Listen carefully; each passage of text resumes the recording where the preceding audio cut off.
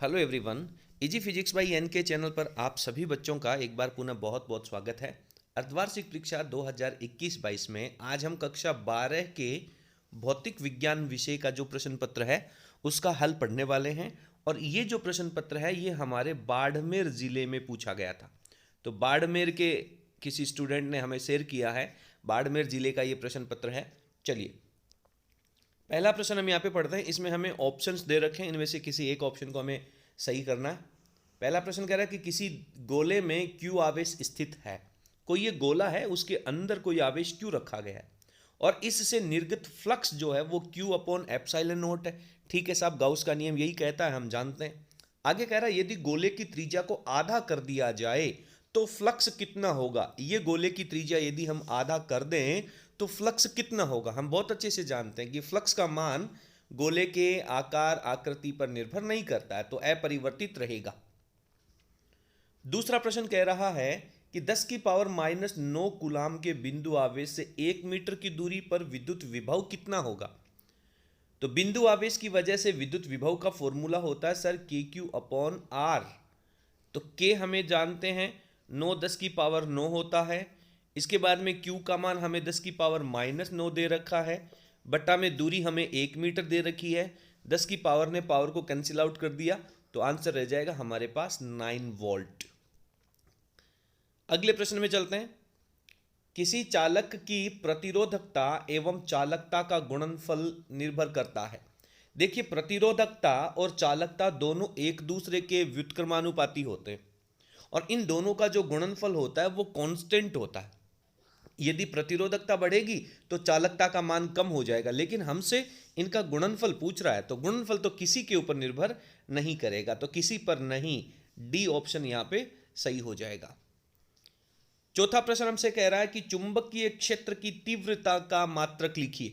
चुंबकीय क्षेत्र की तीव्रता का मात्रक जिसे हम बी से रिप्रेजेंट करते हैं और हमारे पास चुंबकीय बल का फॉर्मूला होता है F is equals to Q V B.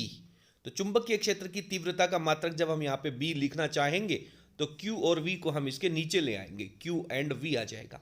तो एफ का मात्रक होता है साहब न्यूटन, आवेश का मात्रक होता है कूलाम और वेग का मात्रक होता है मीटर पर सेकंड, मीटर अपॉन सेकंड। और यदि इस सेकंड को हम कूलाम के नीचे लिख लें तो ये हमारे पास एम्पियर बन जाएगा। तो newton upon ampere metre, newton upon ampere metre, पहला ऑप्शन हमारा इसका आंसर हो जाएगा। अगला प्रश्न कह रहा है कि सत्य और असत्य की पहचान कीजिए। एक इलेक्ट्रॉन और एक प्रोटॉन समान चुंबकीय क्षेत्र में लंबवत समान वेग से गति कर रहे हैं, उन पर चुंबकीय क्षेत्र द्वारा आरोपित बल का परिमाण समान होता है। देखिए चुंबकीय बल जो होगा F जो होगा उसका फॉर्मूला हमारे पास होता है Q V B and sine theta. तो आवेश इलेक्ट्रॉन और प्रोटॉन का सेम है, वेग दोनों अगला बिल्कुल क्लियर कह रहा है कि समान वेग से गति कर रहे हैं। चुंबकीय क्षेत्र हमें समान दे रखा है, समान चुंबकीय क्षेत्र, लंबवत प्रवेश कर रहे हैं तो दोनों के लिए थीटा की वैल्यू रहेगी। इसलिए ये जो बल है ये संख्यात्मक रूप से तो बिल्कुल सही रहेगा। दोनों के ऊपर जो इनकी मैग्नीट्यूड है, इसका परिमाण है, वो तो समान रहेगा, परंतु इलेक्ट्रॉन के ऊपर नेगेटिव चार्ज होता है और प्रोटॉन के ऊपर पॉजिटिव चार्ज होता है।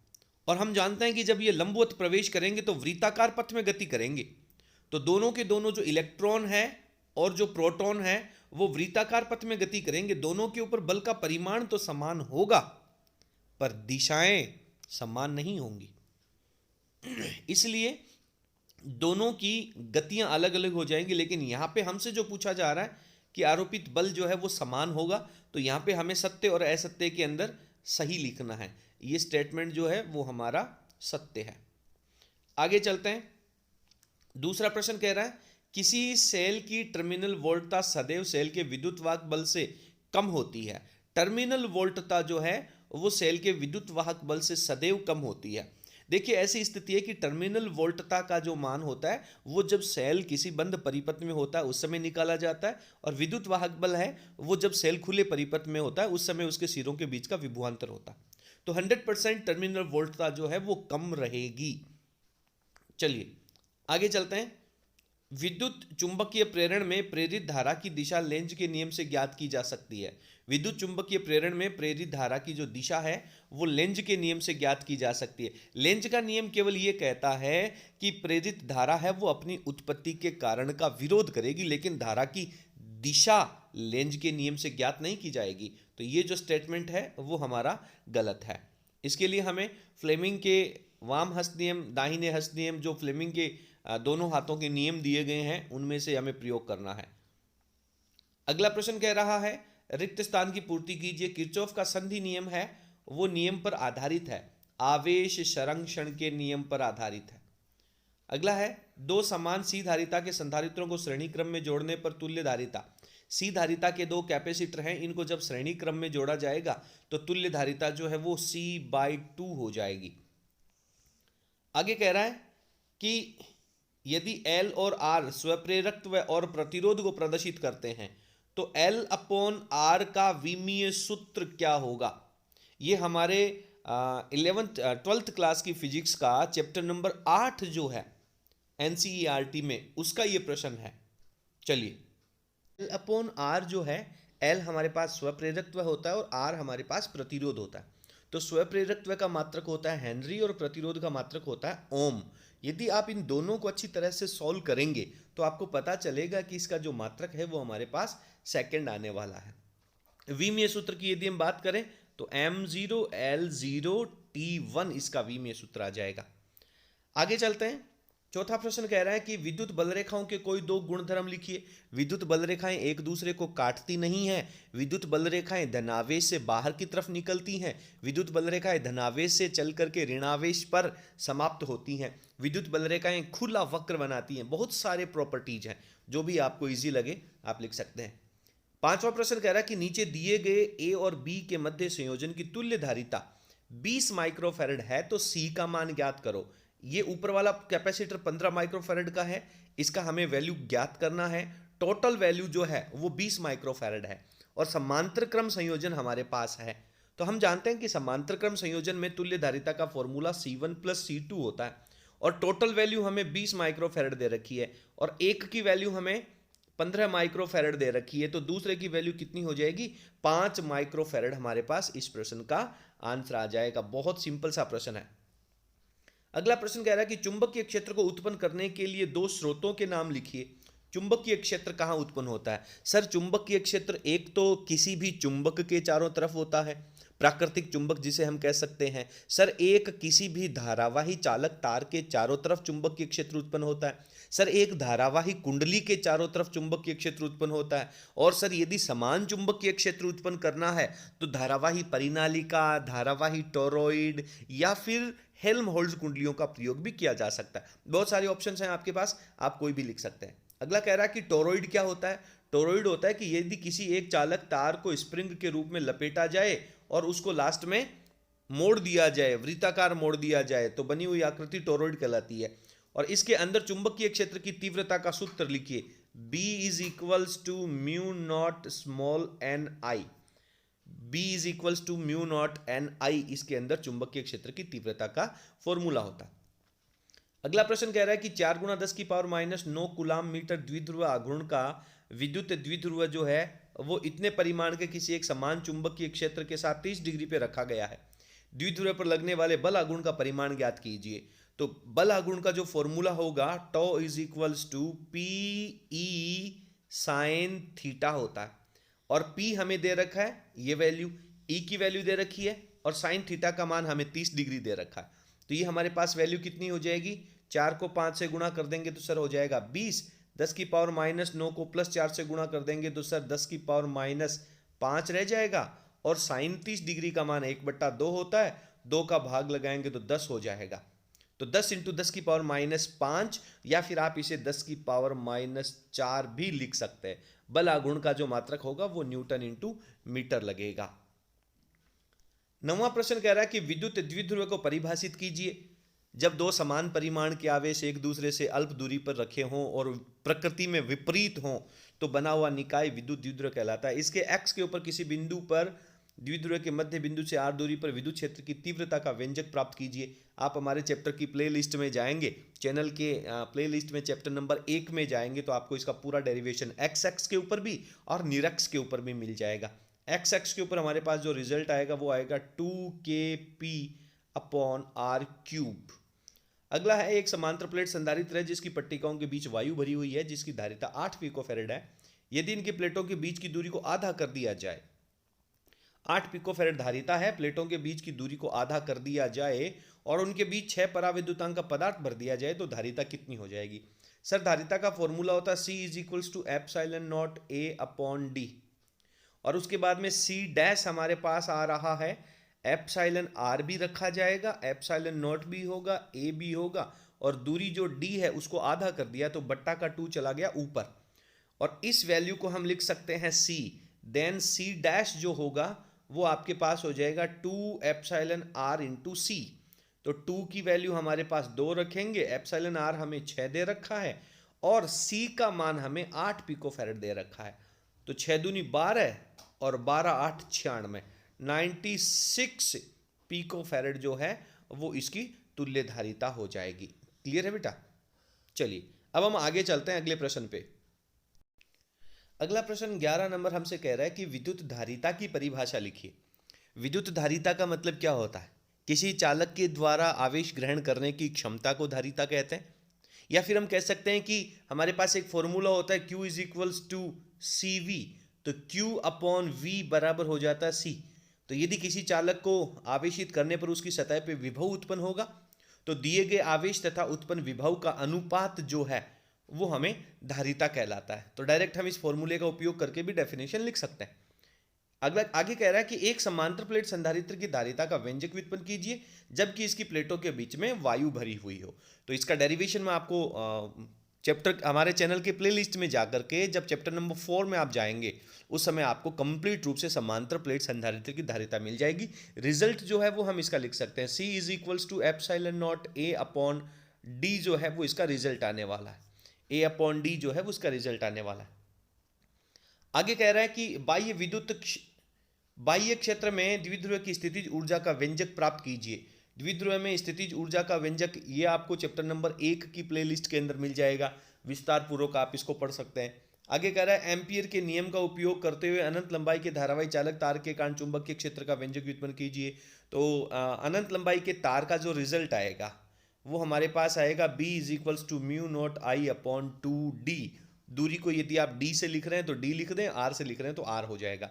और ध्यान दें अनंत लंबाई का सीधा तार है इसलिए इसके साथ में पाई भी आएगा, बी केयरफुल। ये इसका रिजल्ट आने वाला है। तो इसका डेरिवेशन भी आप लोग प्लेलिस्ट में जाकर के अच्छी तरीके से पढ़ सकते हैं। मैं आपको विश्वास दिला दूं कि बोर्ड परीक्षा में एक भी प्रश्न आपको ऐसा नहीं मिलेगा जो हमारे नोट्स में नहीं लिखवाया गया हो।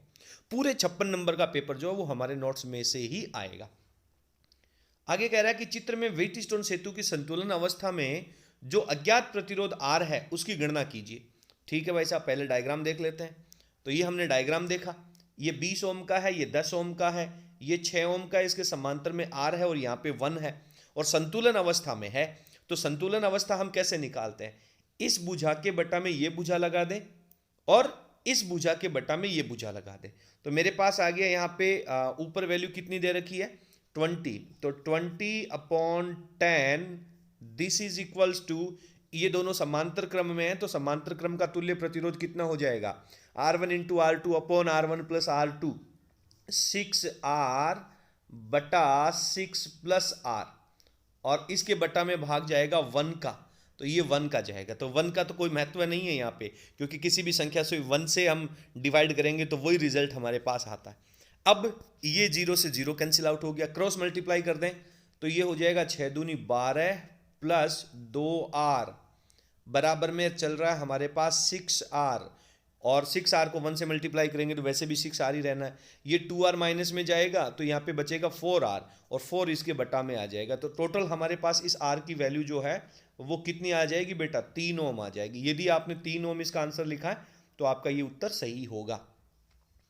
15वें प्रश्न का पहला भाग कह रहा है कि फैराडे के विद्युत चुंबकीय प्रेरण का नियम लिखिए। फैराडे के 2 नियम हैं। पहला नियम कहता है कि जब किसी कुंडली के चुंबकीय फ्लक्स में परिवर्तन होगा तो उसमें प्रेरित विद्युत वाहक बल उत्पन्न होगा और दूसरा नियम कहता है कि उत्पन्न होने वाला जो प्रेरित विद्युत वाहक बल E है वो चुंबकीय फ्लक्स में परिवर्तन की दर के बराबर होता है।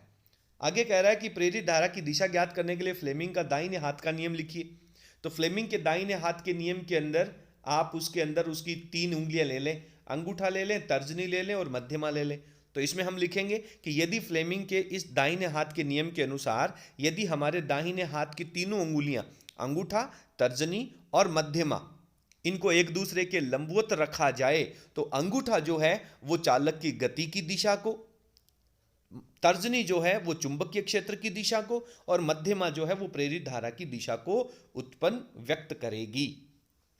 तीसरा प्रश्न कह रहा है समरूप चुंबकीय क्षेत्र में घूर्णी धातु की चकती के केंद्र और परिधि के बीच में प्रेरित विद्युत वाहक बल का सूत्र व्युत्पन्न कीजिए। तो प्रेरित विद्युत वाहक बल का जो डेरिवेशन है वो आपको हमारे चैप्टर की नंबर 9 की प्लेलिस्ट में आप लोगों को मिल जाएगा। चैप्टर नंबर 9 की प्लेलिस्ट के अंदर धातु की चकती के कारण प्रेरित विद्युत वाहक बल, और इसका फॉर्मूला मैं आप लोगों को बता देता हूं, BAF हो जाएगा। B चुंबकीय क्षेत्र है, A एरिया है, F इज द फ्रीक्वेंसी। इसके साथ में एक अथवा का प्रश्न भी दे रखा है कि विद्युत क्षेत्र के लिए गाउस का नियम लिखिए। Phi is equals to sigma Q upon epsilon naught वाला बंद पृष्ठ से निकलने वाला फ्लक्स आवेश उस बंद पृष्ठ में परिबद्ध आवेश तथा एप्सिलॉन नॉट के अनुपात के तुल्य होता है। इसके द्वारा समान आवेशित गोलीय चालक के कारण विभिन्न बिंदुओं पर विद्युत क्षेत्र की तीव्रता लिखिए। गोले के बाहर E is equals to K Q upon R square, K Q upon small R square इसका रिजल्ट आने वाला है। गोले के पृष्ठ के ऊपर K Q upon capital R square आने वाला है। चालक गोला दे रखा है तो इस स्थिति में गोले के केंद्र के गोले की परिधि के अंदर पृष्ठ के अंदर जो विद्युत क्षेत्र होगा वो 0 आने वाला है। और साथ में कह रहा है कि विद्युत क्षेत्र की तीव्रता और दूरी के साथ ग्राफ भी बनाइए। तो इसका जो ग्राफ बनेगा एक्स एक्स के ऊपर अपन आर ले लेंगे, वाई एक्स के ऊपर अपन ई ले लेंगे। केंद्र से जब हम चलेंगे तो ग्राफ एक्स एक्स के ऊपर चलता जाएगा, यानी दूरी तो बढ़ेगी बट विद्युत क्षेत्र नहीं बढ़ेगा। और जब हम कैपिटल त्रिज्या के बराबर पहुंचेंगे तो विद्युत क्षेत्र की वैल्यू मैक्सिमम हो जाएगी और उसके बाद में ग्राफ जो है वो इस तरह से आर स्क्वायर के व्युत्क्रमानुपाती ढलान के रूप में आएगा। अगला और अंतिम प्रश्न हमसे कह रहा है विभवमापी की विभव प्रवणता लिखिए।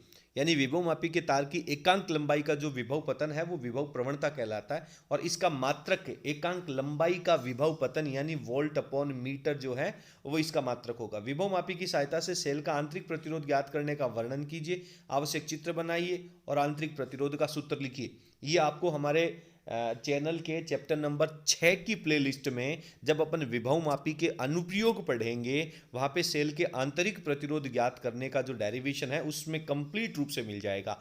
मैं आपको बता दूं कि कोई भी प्रश्न ऐसा आपको पेपर में फाइनल एग्जाम में नहीं मिलेगा जो हमारे नोट्स में नहीं लिखवाया गया हो। बहुत आसान तरीके से आप 2-4 टॉपिक्स को पढ़ करके देख लीजिए। अगर आपको वीडियो पसंद आए तो आप आगे के बाकी के चैप्टर्स भी कंटिन्यू कर सकते हैं, अदरवाइज आप अनसब्सक्राइब भी कर सकते हैं, कोई इश्यू नहीं है। आपको पसंद आए, आपको समझ में आए तो आपको कंटिन्यू करना है।